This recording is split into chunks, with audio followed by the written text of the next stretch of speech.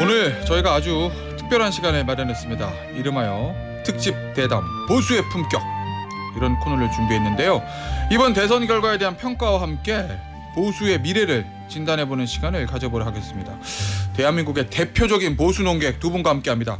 조갑제닷컴의 조갑제 대표, 그리고 김진 전 중앙일보 논설위원 나와주셨습니다. 안녕하세요. 안녕하세요.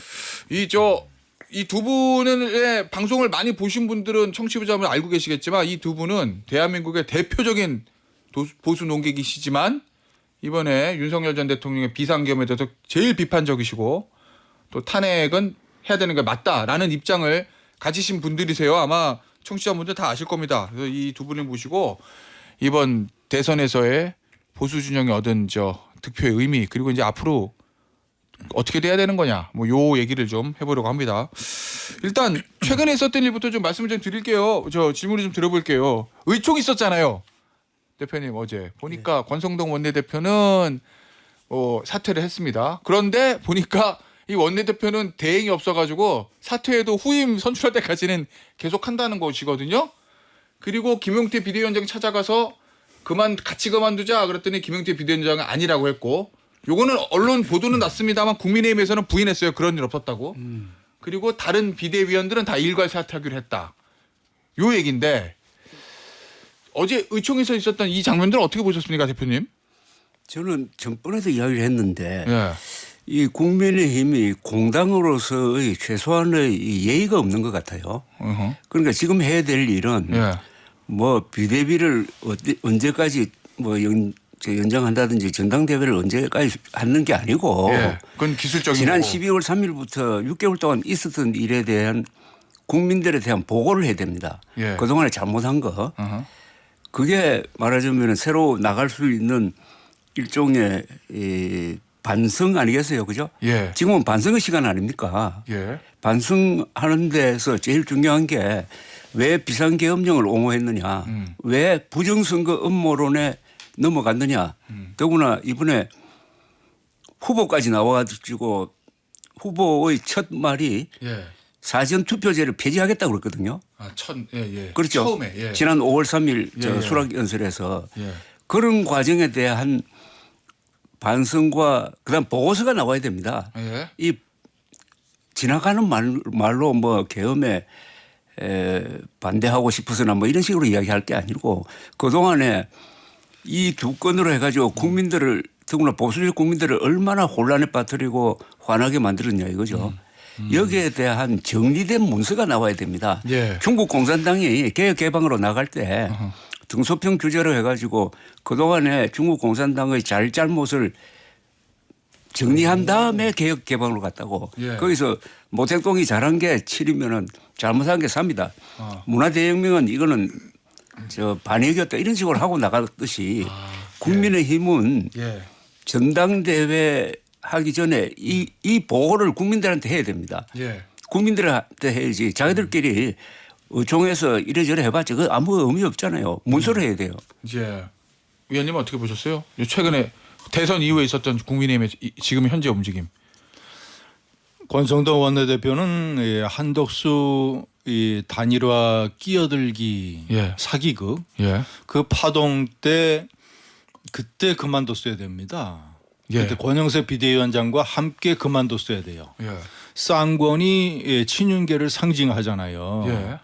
그리고 대통령 선거 패배의 가장 큰 원인, 비상계엄 옹호와 탄핵 반대, 윤석열 옹호, 이런 것을 상징하는 인물이 쌍권이기 때문에 쌍권총을 그때 분리수거 했었어야 돼요. 그런데 권영세 비대위원장만 하고 실세 중에 실세인 한덕수 총리의 출마를 제발 좀 설득해서 출마시켜 달라라고 정대철 헌정 회장한테 부탁한 사람이 권성동이잖아요. 정대철 헌정 회장이 뉴스에 다 얘기를 했잖아요. 언론에. 그러니까 그때 쌍권이 분리수거 됐어야 된다. 권성동 원내대표 그리고 사무총장의 박대출 친윤계, 한남동 사수파, 그리고 공동선대위원장의 나경원, 그리고 막판에는 이제 윤상현, 윤석열 대통령의 오른팔이라고 할 수 있는 윤상현까지 공동선대위원장에 집어넣고 예. 그런 그 친윤계 그룹 탄핵 반대 그룹의 아주 대표적인 정점 태두가 김문수 후보예요. 예. 비상계엄을 가장 적극적으로 옹호했고 탄핵을 가장 거세게 반대한 사람입니다. 비상계엄은 잘못된 거라고 얘기는 하긴 했어요. 나중에 비상계엄 발표하고 이틀 후에 기자들이 물어봤을 때 왜 계엄을 선포했는지 그거를 이해해야 된다라고 예. 제일 강하게 옹호했던 사람이에요. 그러니까 이 완전히 이런 이 삼각 편대의 맨 앞에 탄핵 반대 후보 김문수 후보를 예. 내세우고 이렇게 해서 폭망한 거 아닙니까? 예. 망한 거 아니에요. 자, 그러면 이제 보수가 다시 살아나서 국힘이 살아나서 이재명 정권에 대한 반대 세력의 원래 이 중심 기둥이 보수 정당이거든요. 예. 국힘이거든요. 예. 그럼 그걸 하려면 자, 대선 패배의 뭐 명백하고 가장 중심적인 원인이 쉽게 얘기하면 친윤계의 난동이기 때문에 친윤계가 빨리 싹 물러나야 돼요. 예. 권성도 원내대표 후임으로 친윤계가 또 똘똘 뭉쳐가지고 친윤계의 누구를 원내대표로 내세우고 예. 예? 그 원내대표가 김용태 비대위원장한테 사퇴를 압박하고 예. 예? 그리고 또 친윤 비대위 시즌 2를 만들면 예. 지난번에 비대위가 경북 상주 출신의 이미자 의원, 예. 마산의 최영두 의원 예. 다 친윤계 아니에요. 예. 그러니까 친윤계 시즌 2를 만들면 이거 앞날이 없는 겁니다. 예. 그러니까 첫 번째 과제는 권성동 물러났으니까 친윤계가 원내대표를 다시 먹을 생각하지 말고 예. 중립적이거나 어허. 아니면 친한계로 세우고 예. 그리고 김용태 비대위원장은 막판에 강단을 좀 보여줬으니까 당론 취소하자 말이지. 탄핵 반대 당론 취소하자. 예. 그리고 했으니까 김용태 비대위원장은 논란의 중심에 없으니까 예. 어차피 2개월 3개월짜리 비대위원장이니까 그대로 가고 예. 그리고 원내대표를 중립적인 인사로 하고 중립적인 비대위를 구성을 하고 그 비대위가 단순히 2개월이나 3개월 후에 전당대회 관리 임무만 맡으면 됩니다. 아, 그래서 전당대회로 가자. 당연하죠. 예. 아니 이거는 이거는 너무나 명백한 관리형 건데. 비대위로. 예. 예. 관리형 비대위로 하고 전당대회를 해서 그리고 완전히 공정한 룰로 해서 게임을 붙여야지. 지난번처럼 한동훈 잡기 위해서 예. 당원 이 책임 당원 투표 자격 이거 슬쩍 바꾸고 1,000원만 내면 하루만 내도 투표권을 주는. 그러니까 그 전에 많이 입당시켜 놓고 예. 이런 식으로 하면 안 된다. 또 무슨 뭐 당원 100% 뭐 이런 식으로 막 예. 김기현 당선시켰을 때 예. 이런 식으로 하면 안 되고 예.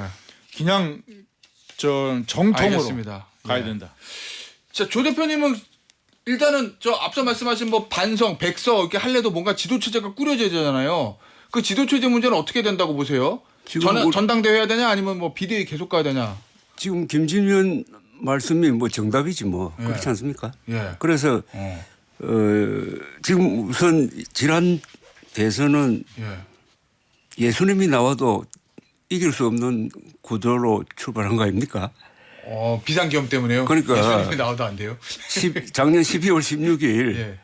저 한동훈 당시 대표를 누가 뭐 물병까지 던졌다고 그러는데 그래서 쫓아낼 때부터 이번 저 선거의 결과는 결정된 거 아닙니까? 그죠? 한 전 대표를 물병 던지면서 쫓아낼 때부터 패배는 예상된 거다. 윤석열 편에 서버렸으니까. 그래가지고 4개월 동안 협의하고 4개월 동안 광장 세력, 음모론 세력과 결탁이 돼가지고 하다가 갑자기 4월 4일에 파면이 되니까 서둘러서 이제 준비했는데 아무래도 시간이 늦었던 거 아닙니까? 그러니까 400m 뛰려면은 스타트선에서 뛰어야 되는데 30m 뒤에서 뛴 것 아닙니까? 4개월 다 놓쳐가지고 도저히 이길 수 없는 게임인데 한 번 더 못을 박은 게 5월 3일 김문수 후보를 선출하면서 그 뭐 돌아갈 수 없는 다리를 건넜는데 다 그때 우리가 이야기했잖아요. 아 이거는 대선은 포기한 거다. 당권용이다. 당권용의 지금 게임을 하고 있다. 그 예. 사실로 밝혀졌잖아요. 그죠? 예. 근데 이제 41% 받았으니까 요걸 또 아주 유리하게 해석을 해가지고 오. 뭐 아주 선전을 했다고 그러는데 그 41%가 예. 국민의힘이 잘해서 던진 표가 아니고 이재명 후보가 예. 아이 대통령 되기 전인데 여당인 것처럼 막 사법부를 몰아세우고 하니까 그에 대한 경계심으로 예. 준 표 아니겠습니까? 아. 그 41%에 안주하는 순간 예. 다시 한번 확실하게 망가지는데 예. 근데 이 전당대회의 개념을 모르는 것 같아요. 예. 정당에서의 전당대회는 그 당대표 뽑는 그거는 극히 일부 아닙니까? 그죠?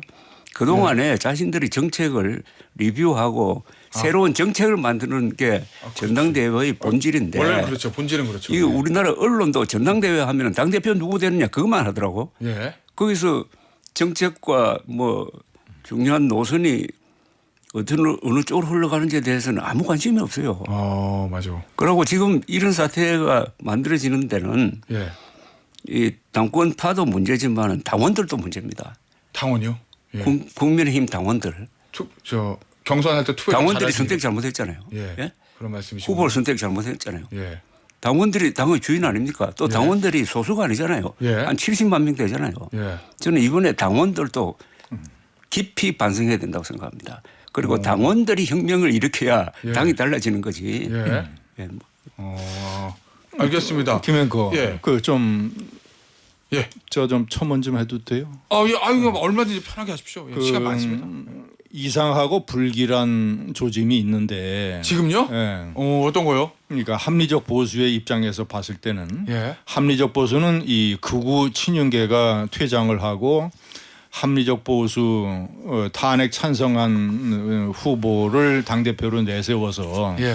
당이 환골 탈퇴해서 새롭게 시작을 해야 된다라고 보는데 예.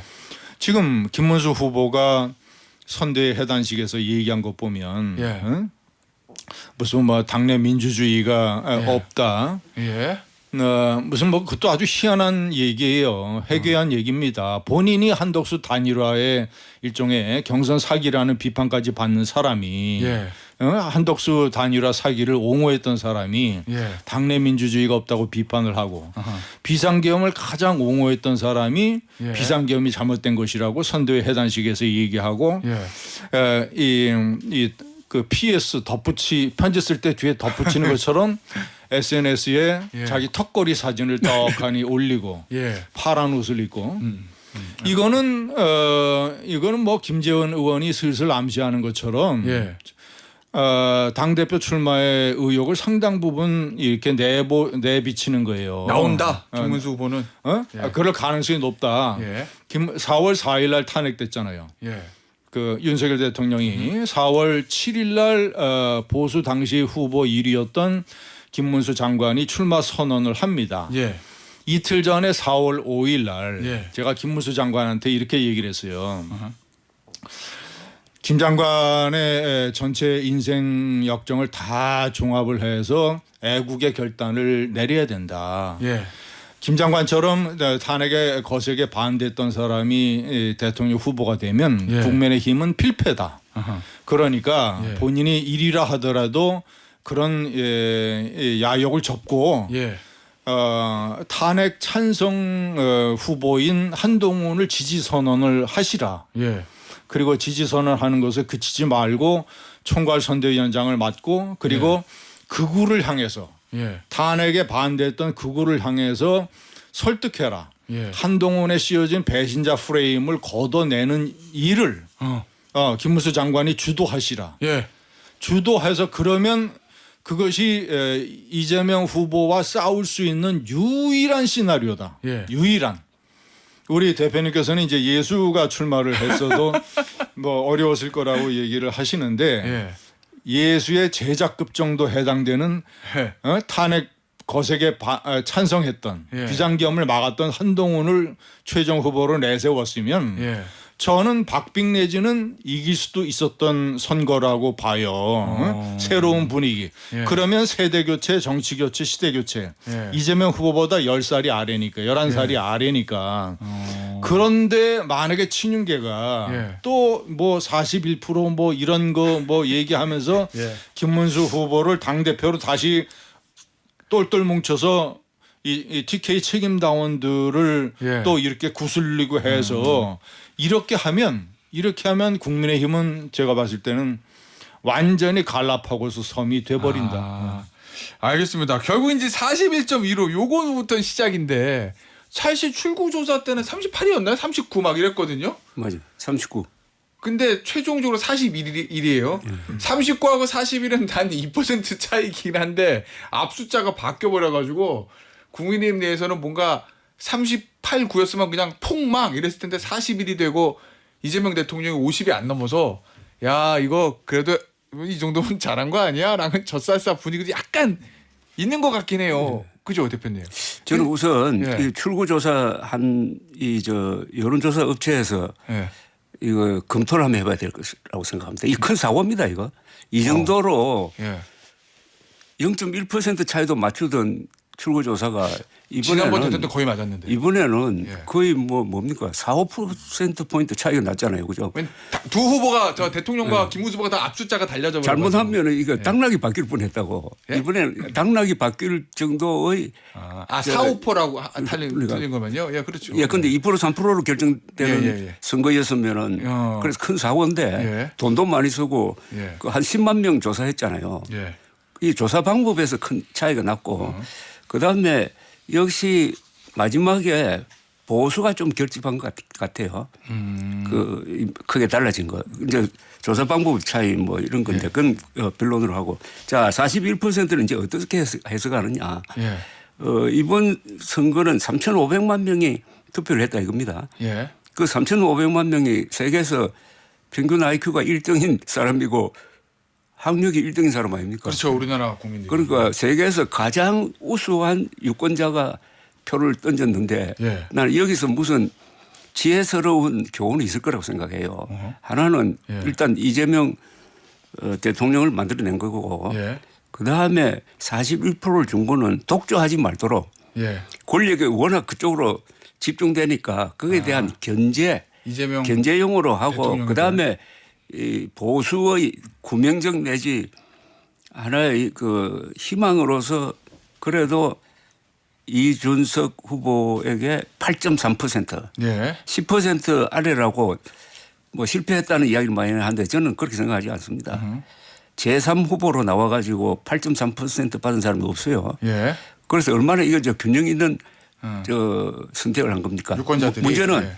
41%를 가지고 예. 이제 김문수 후보가 자기가 잘나서 그렇게 됐다고 생각한다든지 하면서부터 그다음에 국민의힘 전체도 이제 그래도 이 정도는 됐다라고 안주하면서 당권 투쟁에 들어가는 순간 예. 또 어떻게 폭망이다. 되겠습니까? 폭망. 그러면은 대표님 보시기에는 김문수 후보는 전당대 나오자마자 집에 가라. 아니 집에 가든 그건 집에 가든 뭐 커피숍에 가든 그거는 본인이 결정할 일이고 어쨌든 나오지 최소한 아니 진 사람이 바로 그 직후에 예. 당권을 잡겠다고 나오는 사람은 예. 누가 있습니까? 71년에 김대중 예. 씨가 예. 그 박정희를 상대로 그때 5대4까지 갔습니다. 그때 거의 이길 뻔했죠. 90 아니 이길 뻔 아닌데 90만 표. 그 뒤에 예. 당권을 잡았습니까? 다른 사람한테 넘어가서 그 찾는데 한참 걸렸는데. 알겠습니다. 그럼 어쨌든 두 분 다 공이 말씀하시는 건 전당대 새로 여는데 친윤 안 되고 김문수 후보가 안 되고 윤석열 대통령과 거리가 제일 먼 사람이 당대표가 돼가지고 당을 혁신하고 개혁했다 이런 말씀이신 거죠? 김행거 그 예. 저기 2017년 탄핵 선거 때 예. 홍준표 후보가 17%로 지고 예. 곧바로 당대표에 출마를 했어요. 예. 그래서 당대표가 됐어요. 됐죠. 그때는 뭐냐면 상대 후보가들이 너무 약했어요. 그 저기 자유한국당 내에. 예를 들어 원유철 후보라든가 예.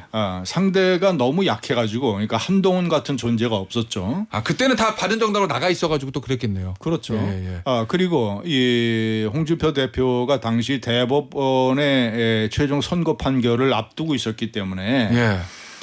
일종의 본인의 방탄용 출마의 성격도 있었고요. 예. 당내가 야당 대표가 돼야 유리하다. 예.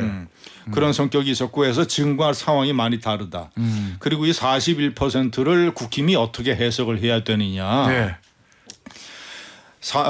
지난해 총선 때 대패해서 108석밖에 못 얻었잖아요. 예. 그때 전체 득표율 차이가 5%였습니다. 예. 그런데 5%에서 지금은 8.3%로 더 많이 벌어졌어요. 그리고 가장 중요한 것은 수도권. 예.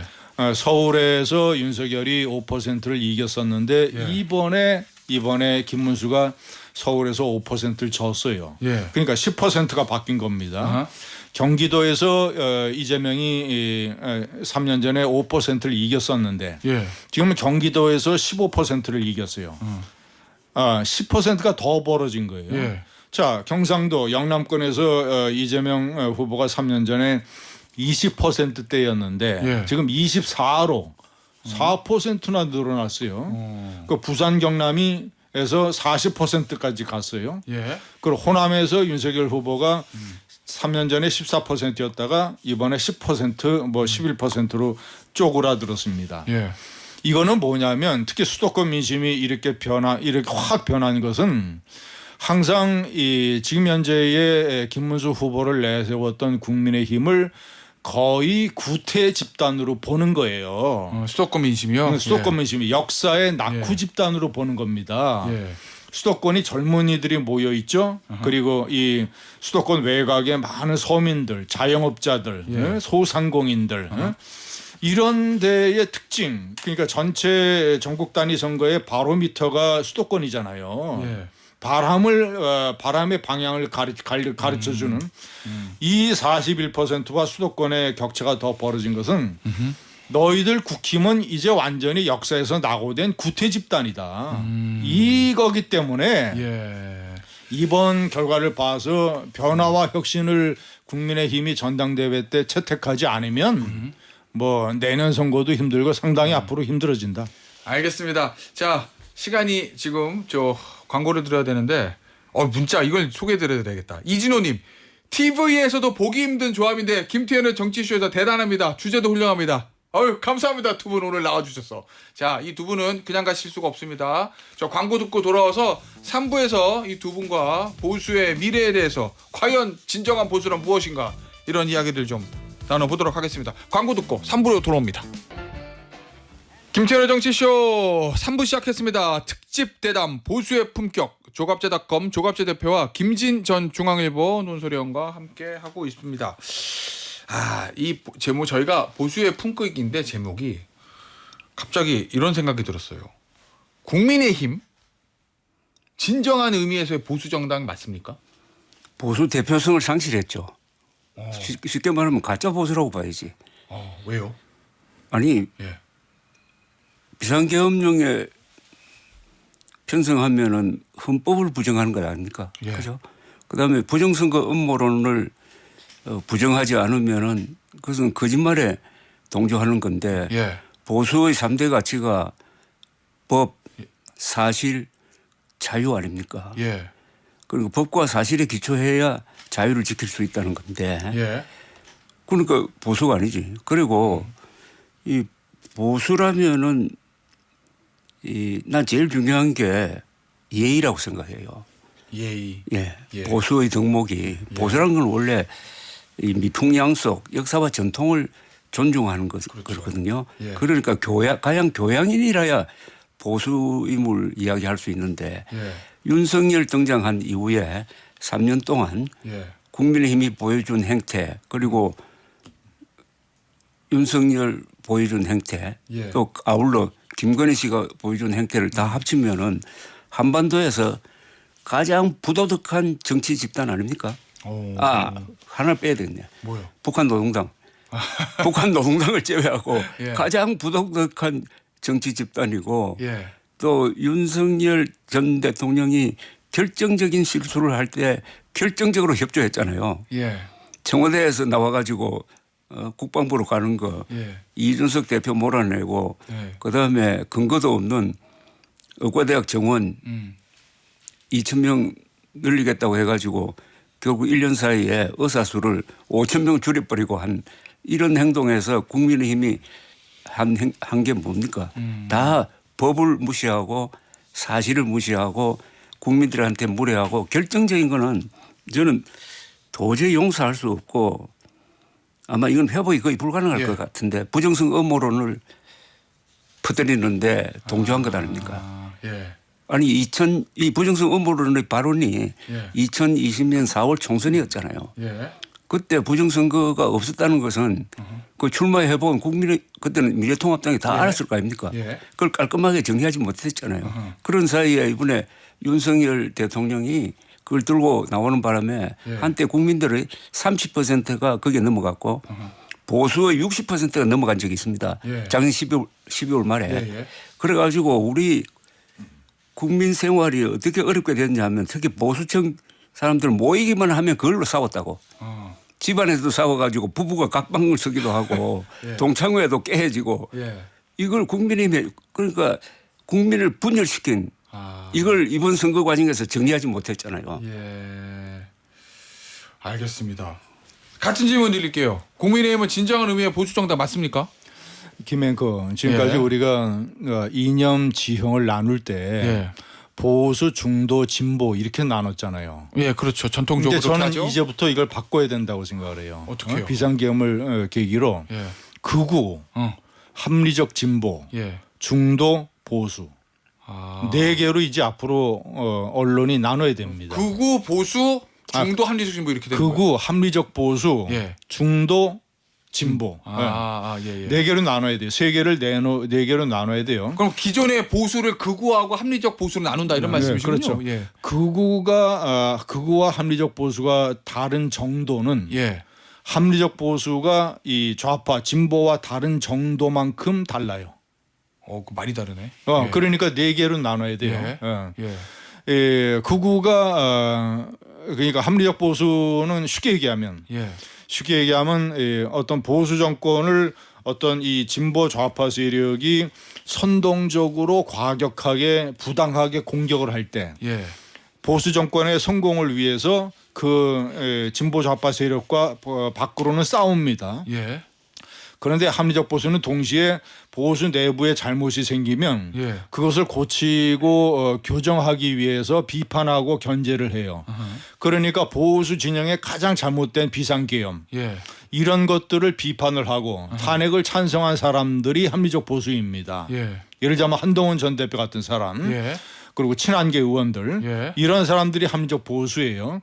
극우의 특징은 이 바깥의 진보 좌파를 악으로 규정을 하고 무조건 악에 대항하기 위해서 내부의 잘못이나 이런 것들은 2차적으로 다 뒤로 돌려야 된다. 덮고 가 이런 덮고 거. 가. 계몽령 그리고 윤석열 복귀 뭐 이런 거 주장하는 거. 그리고 이재명과의 이번에 대통령 선거는 단순한 대통령 선거가 아니라 체제 전쟁이다. 예. 뭐 이재명 후보가 대통령 되면 공산화된다.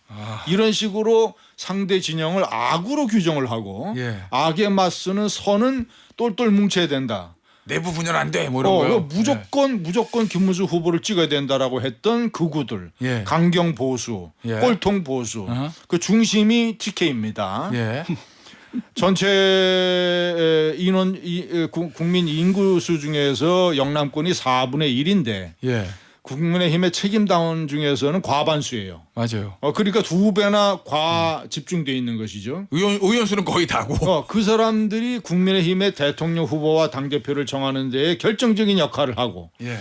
그 국힘이 한국 정치에 결정적인 역할을 하니까 예. TK 책임당원들이 얼마나 중요한 사람들이에요. 그러네요. 그런데 지난번에는 이제 극우들, 친윤계들의 어떤 정치 공작적 이런 데에 많이들 넘어갔어요. TK 예. 책임당원들이. 예. 그래서 이제 한덕수 믿었다가 그리고 김문수를 결국은 찍은 거 아닙니까? 예. 결론적으로 말씀드리면 친윤계가 주도하는 국힘은 극우다.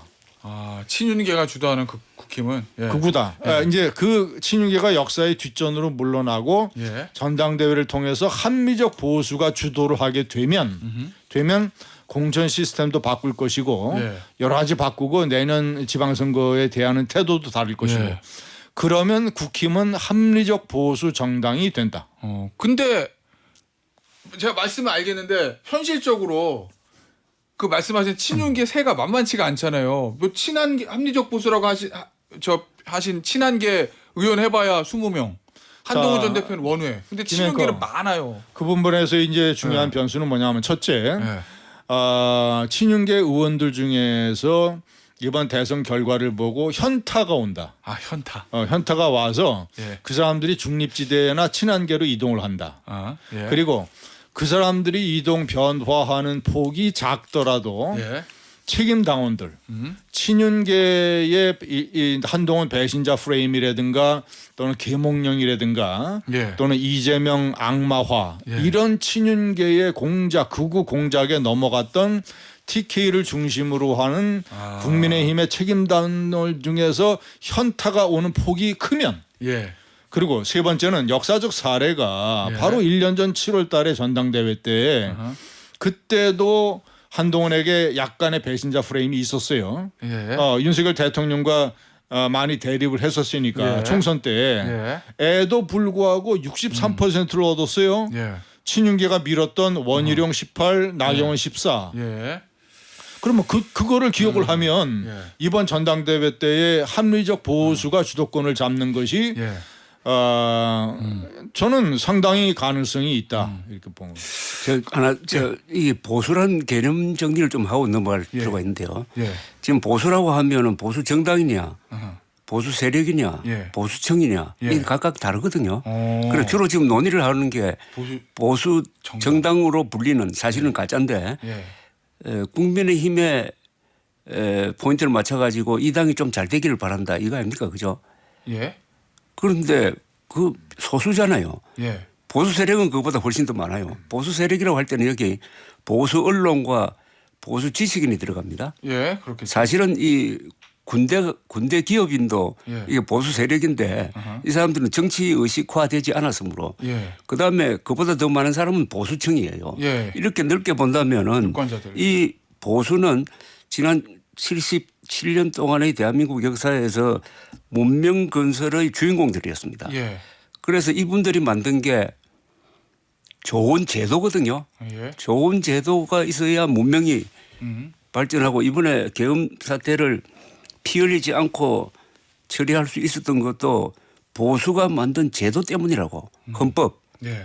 그다음에 무슨 헌법재판소라든지 예.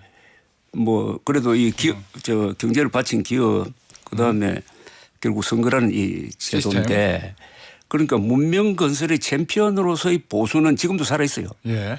그런데 그걸 대표하기에는 국민의힘이 너무나 초라해.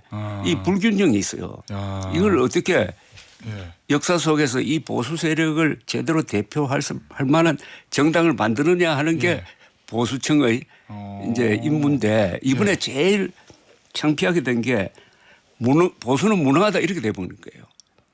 무능할 수 없잖아요, 그죠? 뭐 보수는 원래 유능해야 되는데 생각하죠. 그렇게 찍혀버린 게 윤석열 당시 대통령 때문입니다. 예. 이게 제일 억울한 거예요. 자, 그럼 어떻게 유능한 집단으로 만드느냐? 예. 유능한 집단. 아니 과거에 우리 선배 세대는 다소 부패하고 예. 다소 권력을 남용한 면이 있어요. 예. 그러나 유능했으므로 역사적으로 다 평가를 받고 있잖아요. 그죠? 보수는 유능하다라고 생각되는 시절이 있었죠. 이승만, 박정희, 전두환, 노태우를 무능하다고 보는 사람은 없는 거예요. 예. 독재했다, 부패했다 보는. 그러나 윤석열은 와가지고는 무능한데 무능의 극치가 이번 친일 쿠데타 실패 아닙니까? 친일 쿠데타는 절대로 실패를 못해요. 친일 쿠데타 그냥 쿠데타도 아니고 친일 쿠데타는 실패할 수가 없는데 예. 실패해버렸잖아요. 예. 여기서 그래서 저는 앞으로 크게 보면은 이번 이 사태를 가져오는데 공동책임을 져야 될 사람이 보수 언론, 보수 지식인, 예. 그 다음에 보수의 개념을 더 확장을 해가지고 그 사람들을 정치 의식화해야 돼요.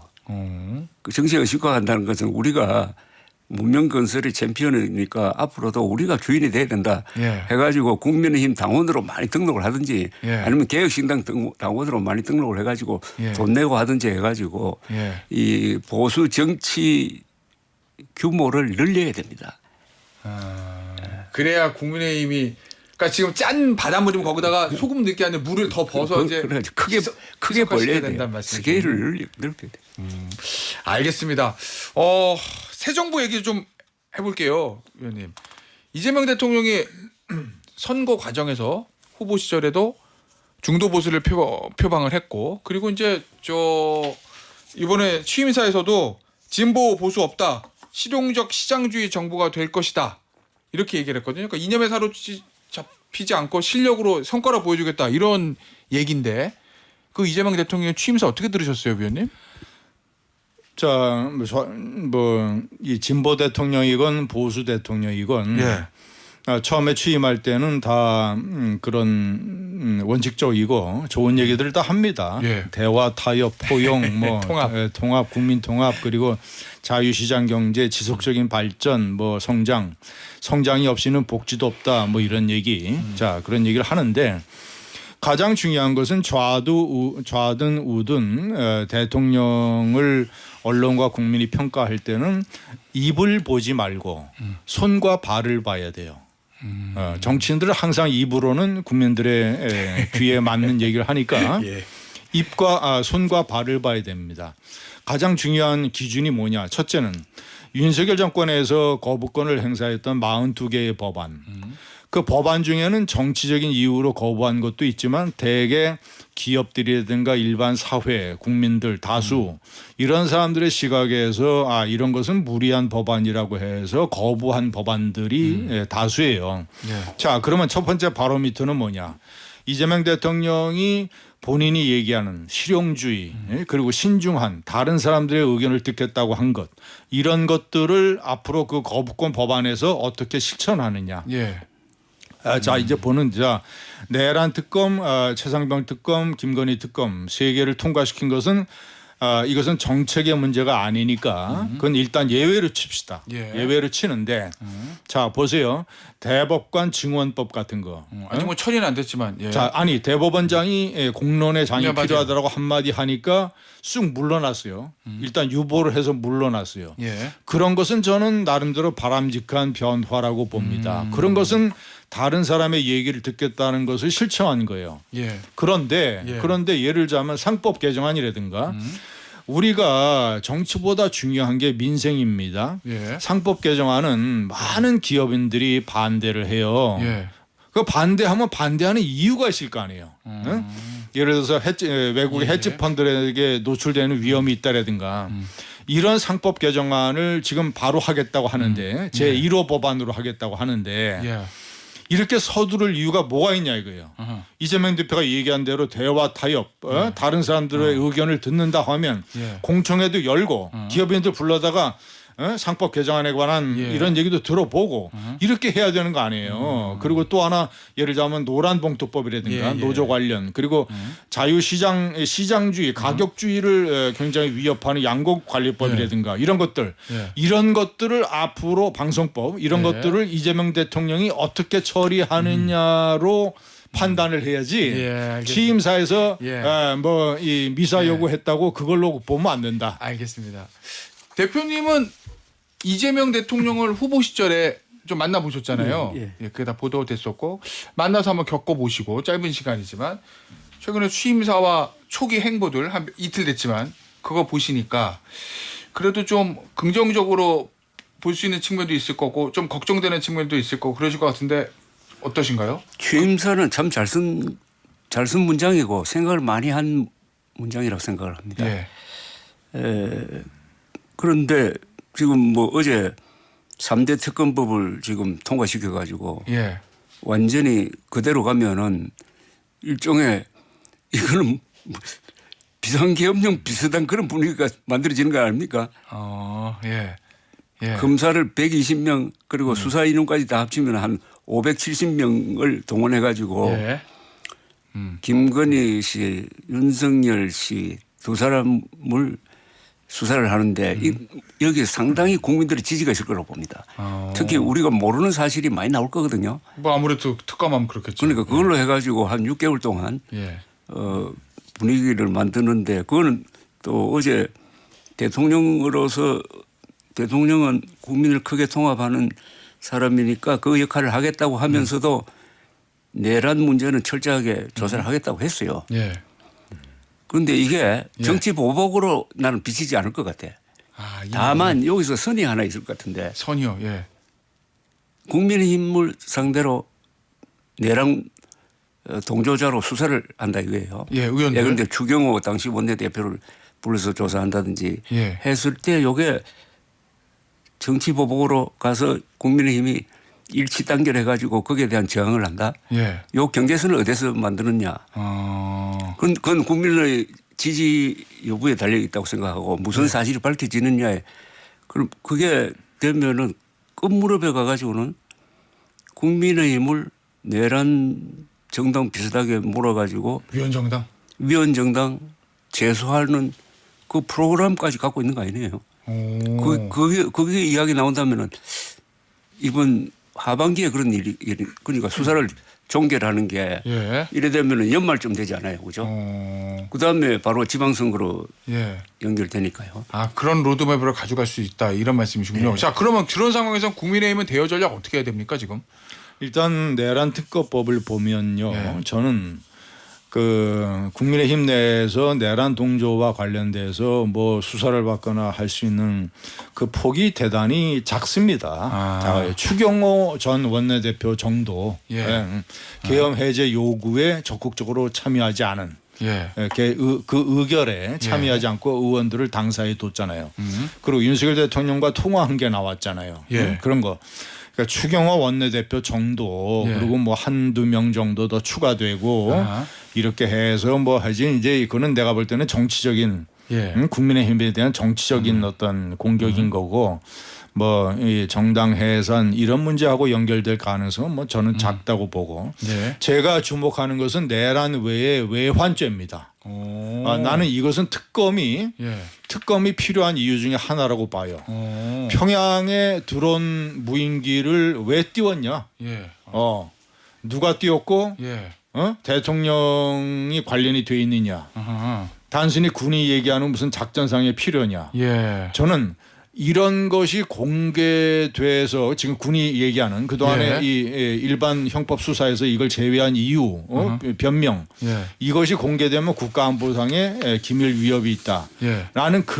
그 이익의 침해보다 평양 드론기 사건을 수사를 해서 예. 정말 정권이 대통령이 비상겸하기 위해서 예. 전쟁 유발 내지는 전쟁 도발 이 위한 긴장 조성을 기도했느냐 예. 이 부분을 파헤치는 게 대단히 중요하다고 알겠습니다. 생각합니다. 예.